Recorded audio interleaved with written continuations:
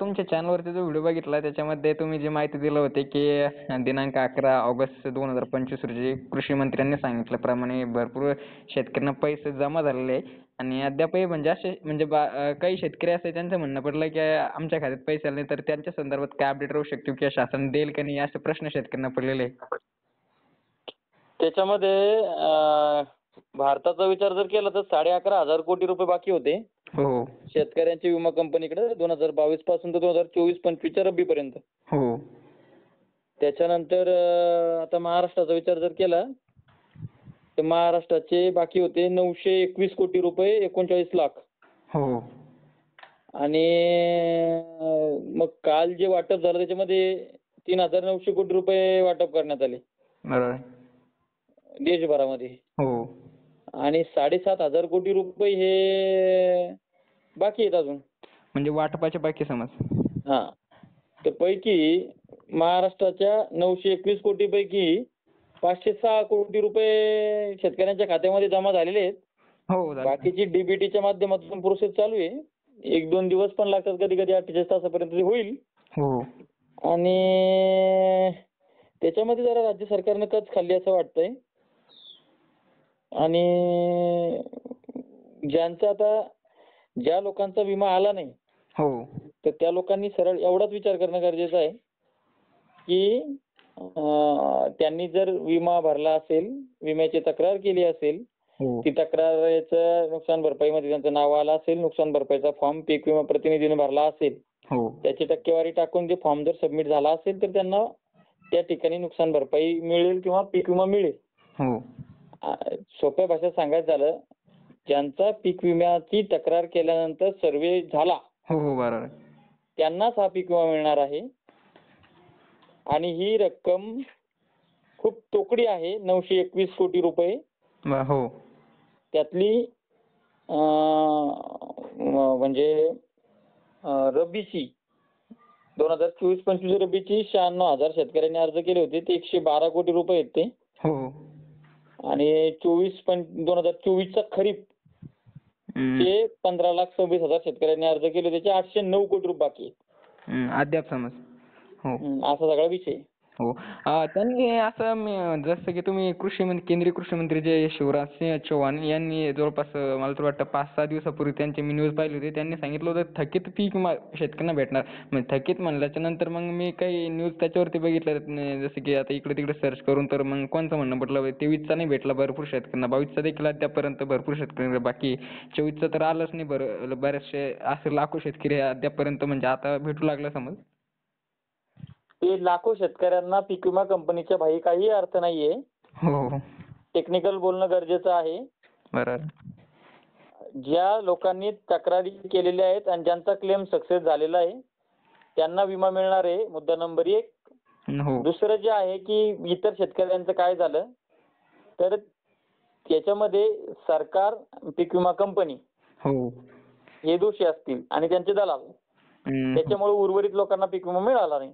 बरोबर साहेब. आणि दादा तुमचं त्या व्हिडिओमध्ये तुम्ही म्हणजे खूपच डेअरिंग न बोलले असे की शासनाला खूप एक धक्का बसला असं, कारण की तुम्ही निडर म्हणून त्याच्यामध्ये संपूर्ण काही भूमिका तुमच्या माध्यमातून प्रस्तुत केली विम्या संदर्भात असो.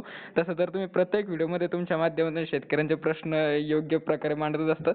परंतु तो व्हिडिओ मी बघितला तर खूपच भारी वाटला बरं का. म्हणलं यार दादांना. त्याच्यामध्ये मी केंद्रीय कृषी मंत्र्यांना चॅलेंज केलं होतं. माझा केंद्रीय कृषी मंत्र्यावर अविश्वास नव्हता, पण मला 100% विश्वास होता की माझं महाराष्ट्र शासन आणि शासनाच्या आतली जी यंत्रणा आहे, थर्ड क्लास पीक विमा कंपन्या आणि त्यांचे प्रतिनिधी, त्यांचं कॅल्क्युलेशनच बाकी आहे रब्बीचं अजून.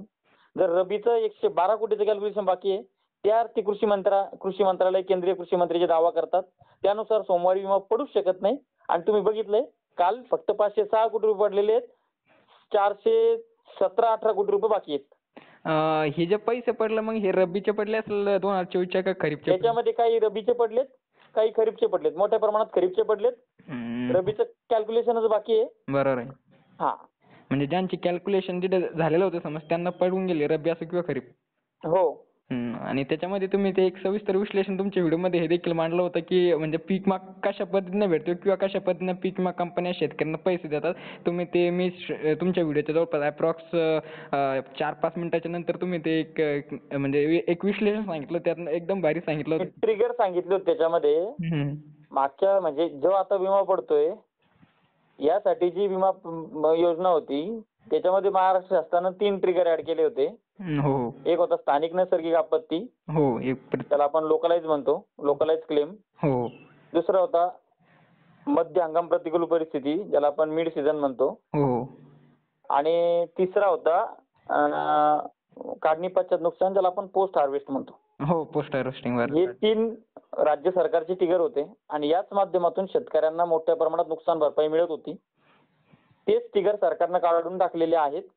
आणि मग मी उदाहरण दिलं होतं त्याच्यामध्ये की मागच्या वर्षी कशा पद्धतीनं विम्याची स्थानिक नैसर्गिक आपत्ती पोटी आम्हाला 2700 कोटी रुपये मिळाले, काढणी पश्चात पोटी 270 कोटी रुपये मिळाले, डबल मध्य हंगाम प्रतिकूल परिस्थितीचे सुद्धा बऱ्यापैकी मिळाले. आणि जे ट्रिगर यावर्षी ठेवलंय, यावर्षी जो विकतचा विमा जो आहे आपल्याला त्याच्यामध्ये फक्त एकच ट्रिगर आहे, पीक कापणी प्रयोग आधारित नुकसान भरपाई. तर त्याच्या माध्यमातून मागच्या वर्षी 18 कोटी रुपये मिळाले होते. मग माझा प्रश्न असा होता की तुम्ही आता आमच्याकडनं जो हप्ता घेताय विम्याचा, या माध्यमातून 700 ते 1000 कोटी रुपये जमा करणार आहात आणि फक्त मंडळाच्या आधारे जर का तुम्ही हा विमा टाकणार असाल आणि मागच्या वर्षी जसा 18 कोटी टाकला त्या तुलनेत जर टाकणार असाल तर हा वरली मटका आकडा नाही का अजून की संपूर्ण महाराष्ट्रातल्या शेतकऱ्यांनी पीक विमाचा हप्ता भरायचा, विमा काढायचा आणि मोजक्याच मंडळांना विमा द्यायचा, तर हे वरली मटक्या साहेब झालंय असं माझं म्हणणं होतं. हो, नक्कीच बरोबर. आणि जसं की त्यांनी आता म्हणजे आता जे प्रश्न एकंदरीत बरं का मी बघितले तुमच्याच व्हिडिओच्या खाली प्रश्न वाचले म्हणून तुम्हाला हे केलं. त्यांचं म्हणणं पडलंय की राहिलेला बाकीचा समज विमा त्यांनी सांगितलं होतं असं आता की कृषी मंत्र्यांच्या माध्यमातून असो किंवा इतर प्रसार माध्यमांच्या माध्यमातून की 2 ते 4 दिवसापर्यंत येऊन जाईल समज, असं त्यांनी एक आव्हान शेतकऱ्यांना दिलेलं, एक आश्वासन समज. हो.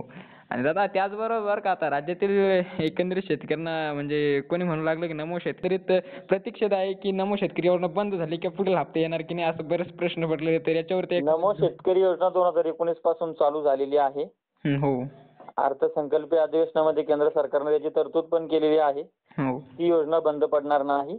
फक्त 2019 नंतर जी खातेफोड झाली, जी जमीन हस्तांतरित झाली आणि जो नवीन शेतकरी तयार झाला त्याला सरकार त्या योजनेचा लाभ देत नाही. आपली मागणी आहे की जे काय सातबाऱ्या फुटलेले आहेत ते संपूर्णतः शेतकरीच आहेत आणि त्यांना त्याचा लाभ मिळायला पाहिजे. ओके, नक्कीच. धन्यवाद दादा.